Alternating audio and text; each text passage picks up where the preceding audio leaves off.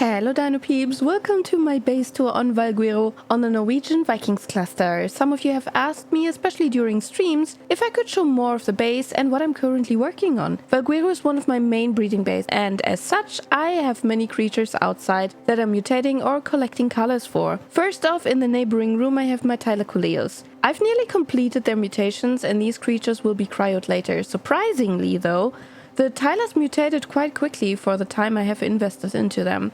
I might keep a group to mutate weight quickly, but I don't really need it, so melee and health are already good enough for now. In the main room I have a lot of carnos, and as you have already noticed from this platform, my carnos are almost fully mutated now, and the R carnos are being prepared to become the next mutation group. So yes, I will continue mutating even after ASA is out, because I'm far from finished with the goals I wanted to achieve in ARC. I also have my stegos over here, and I've raised the importance stats to over 100 points now. However, the stegos are currently on hold because I focused on the creatures in the main room on the floor. Everything else will come later. This base was built in a niche in a rock on Valguero. I actually planned on using the same design on official servers, but then I realized that official servers don't have no clip feature, which makes this design really impossible. So the official base ended up being smaller, and this is what I built instead on unofficial servers. I also placed our respawn points and personal vaults in this room, which was built with a cliff platform. I had a different plan for it initially, but I'm quite happy with how it turned out.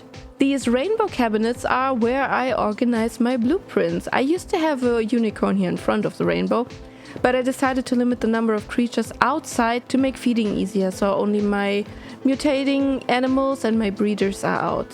I have two areas here where I used to hatch eggs before the incubators were in the game.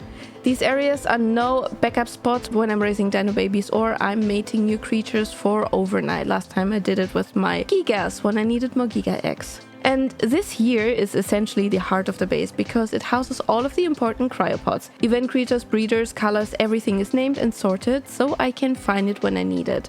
These two openings here are intended to be filled with cryo fridges later, but even I haven't managed to collect that many creatures yet here.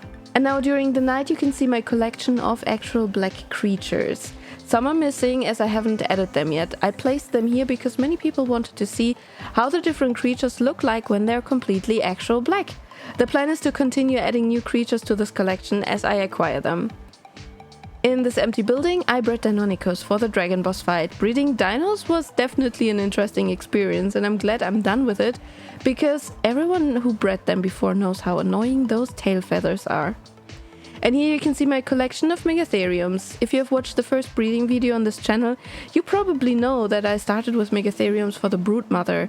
During the mutation stacking process I ended up with a lot of colors, and I have lined up all of the purples and pinks I got in that time.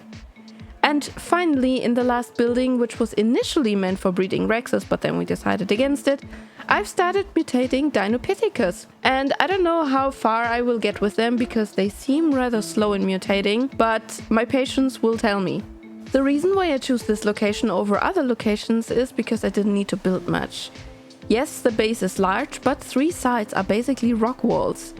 I only had to put in a floor, the front and the ceiling, and the rest was determined by the surroundings. I'm really happy with the lights placed on the rock walls, because when it's dark the shadows look really impressive. And it's really a shame that this wasn't possible on official servers.